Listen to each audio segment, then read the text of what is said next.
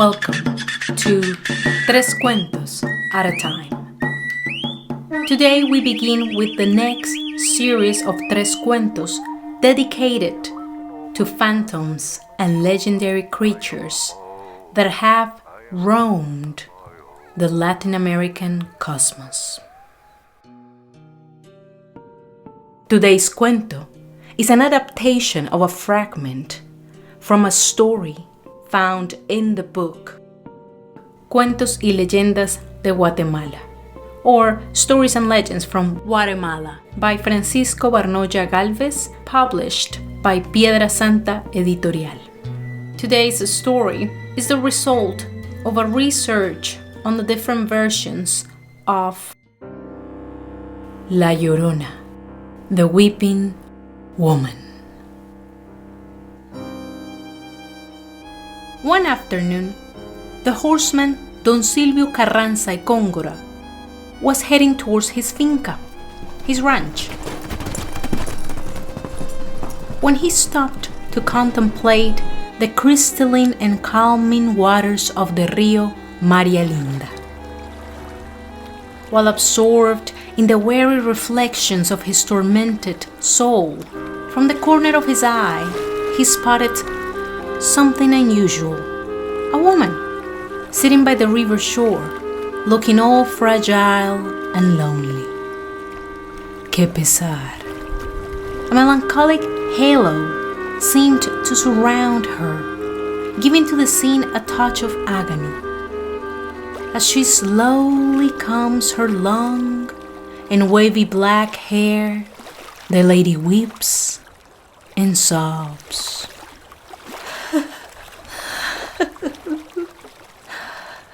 At first, Don Silvio took her for a vision. It could be the shadows cast by the sunset. In truth, he was getting old. Day after day, the awareness of his own mortality had become a frightful reminder, an admonition that sooner than later he would be called to confront the sinful turn he gave to his own existence for the life of that drunkard that he greedily had replaced. His horse's ears pricked forward. The beast was unsettled. Don Silvio took that as a projection of his own fearful reflections. Or perhaps the animal was tired. They had been riding for a while. Regarding the life that he had replaced 4 decades ago, one thing was clear. No one had missed Silvio the drunkard, but they all had celebrated the miraculous return and sudden change of this new and sober Don Silvio. Si parece un hombre nuevo! A new man. Taking on the new identity hadn't been easy. When they met, the drunkard was in bad shape. It did not take him long to get the poor bastard to confess his life. The chances to pursue the fraud improved by the discovery that many had not seen in years. The prodigal Silvio, the father's drunkard, couldn't tell the difference. He had cataracts and hard hearing. The dying progenitor only wanted company. As for the brothers, one had died in the revolution and the other one gone. For an instant, the lady's sobs brought him back to present. Ay de mí. A present this Silvio, the impostor, had forged for himself. An opportunity not served on a silver platter, as it had been for the real Don Silvio, the drunkard, the bloody bastard that could not stop crying for the death of his love. Not even when fully intoxicated with rum, his executioner choked him. Ay de mí. Well, now the heartbroken Silvio was buried 6 feet under. It is uncertain if it was pity or carnal curiosity what made his right foot spurred his reluctant horse. Yet the animal refused to move forward. Don Silvio dismounted the horse and tied him up to the nearest tree, but the animal pulled and neighed. Fine, estúpido animal. Go back to the rancho. I can walk after the deed is done. Despite the usurper's luck, recently, the man who had been living the life of a dead man had begun to fear the end of it. His pact with the master of deceits was in exchange for wealth, not for eternal youth or immortality. More and more, the impostor had been expecting his judgment to be delivered. Lately, he had envisioned his tormentor to come stumbling down the path, smelling like rum and shouting the usurper's real name. Segundo, segundo, ¿por qué lo hiciste? ¿Por qué? Why? That is why the pitiable cry of that woman never raised a suspicion. Ay de mí. The old man closed his eyes. The doctor had recommended to do it when his eyesight had gotten tired. His tired mind could be showing him giants instead of windmills. When he opened his eyes, he realized that the damsel was no angel of justice, no devil collector of past debts. It was just a woman in need. Then why did he hear a distant voice in the back of his head, urging him to stop and go away? Were any angels or ancestors still looking out for him? The older you get, the more you believe in that stuff. As he walked towards the woman, Don Silvio began to feel the excitement, tingling up from toes to waist, from hands to brain. It was a sensation almost forgotten. Oh, what a refreshing feeling. A woman should never be alone. Using his most gallant tone, so the prey would not be spooked, Don Silvio said, Bella dama, ¿qué es lo que hacéis aquí? All alone. May I be of your service? Puedo ser su pañuelo. What upsets those beautiful eyes? The mysterious damsel silently stood up, revealing her tall, seductive figure through that almost translucent white dress. A Greek goddess, pale and ethereal. Slowly, she raised up her right index, touching her mouth. Shh. Tilted her head to one side.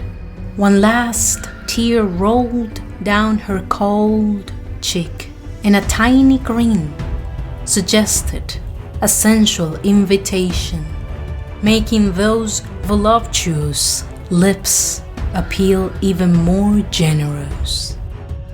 Don Silvio felt he was all she had been waiting for. But then she turned and walked away down the river, from time to time looking back, curiously scanning her devotee. Vamos. The owls called the night. A silent mob of witnesses. The afternoon winds blew loudly, denouncing that all mortal debts were always paid. The lady turned around and began to walk backwards. You could almost hear the grass weeping under her vengeful steps. El viento sopla. The wind's hollow breath plays with her hair locks. They are like tentacles, inviting hands that longed to be held by him. Don Silvio ran to embrace her. A giggle came out of that old carcass. Linda! He felt young again. But as he approaches, she seems farther away. This goddess seems unaware of the dangers behind. The game of seduction is like an old grief, too pleasing to let go.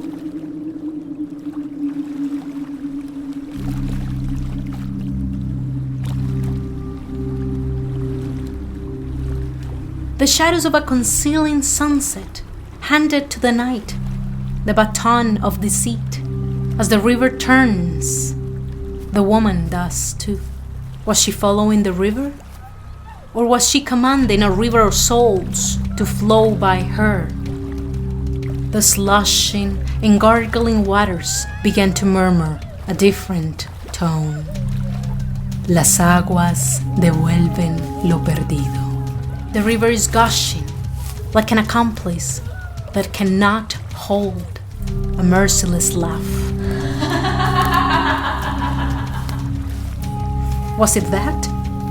Or was it a waterfall surging and plunging down the mountain? It had to be. It was getting cold. This silly game could have a fatal end. He screamed over the noisy waters. Cuidado! The lady of his dreams tilted her head and smiled. Of course, she could not hear him. The woman took another small step back towards the abyss. His desire increased.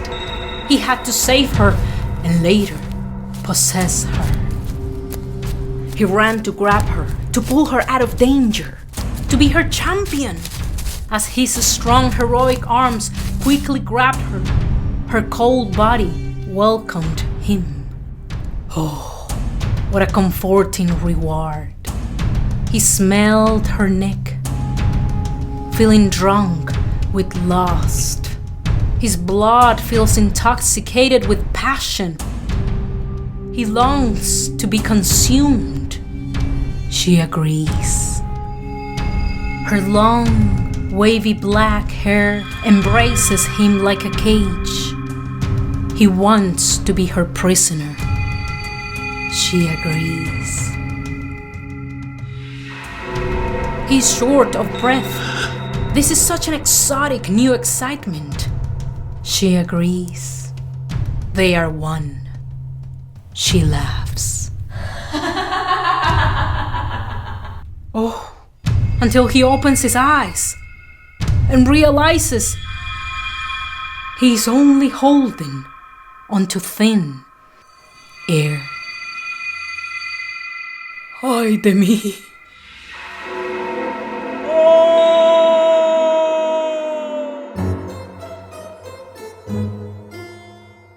The sudden disappearance and later discovery of Don Silvio's bloated body floating down the river can only be explained by the awful and frightening grimace on his face. A man looking like that surely met La Llorona, the weeping woman. What else could it be? Y colorín colorado, este cuento se ha acabado.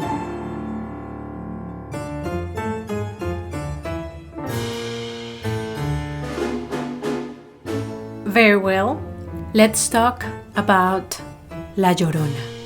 In the book Mexican-American Literature, published by Harcourt Brace Jovanovich, those who have researched about the legend of this woman disagree of a specific origin, but they do agree that it seems to be a combination of an European and a Mexican Indian legend.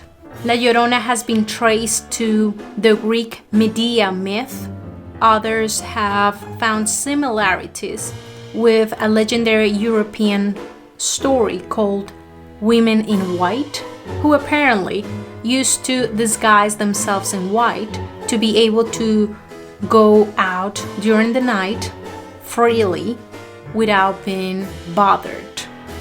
The most common version revolves around an Indian or a native woman who is betrayed by her deceitful husband, which in many stories the husband is rich, wealthy, comes from a different part of the world.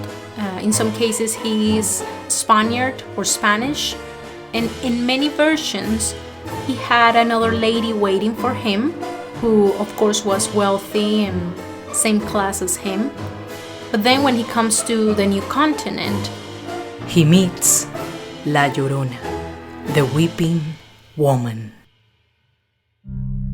When she finds out about his original intention, which was to always marry the first lady, the woman who had already had children with him goes crazy, nuts. She can't stand that. She can't forbid him or stop him from moving on with his life.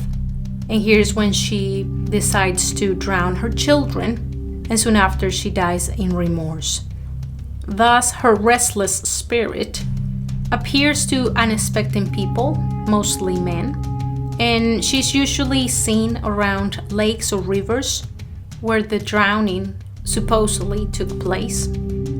She's often dressed in a flowing white dress, and she's weeping or wailing, grieving the loss of her children. In some stories or versions, due to her crime, she meets the devil, who enlists her in his ranks and sends her back to Earth to punish men with evil intentions or men that had some business with the devil before, and now it's time to collect that debt. So she comes and traps them or tricks them to follow her into their own deaths. However, whatever the reason she comes to this world to grieve or to pass some sort of judgment, the story of La Llorona is a cautionary story to keep wandering men and children at home. Nos escuchamos pronto. Adiós. Tres Cuentos at a Time is an exercise of creative rewriting, researching, and retelling. This podcast was produced, recorded, and edited by Carolina Quiroga Stoltz. Music and sound effects were downloaded from the YouTube audio library and freesound.org. List of credits by songs: Day of Reckon, Max Surla, Media Right Productions.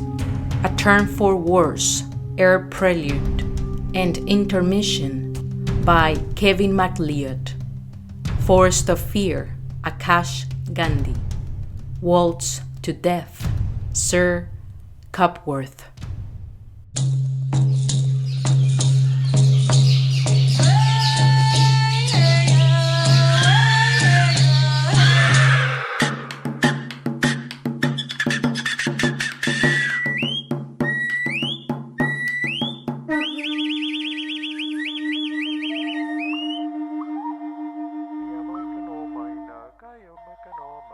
I am a Mona, I am a Mona, I am a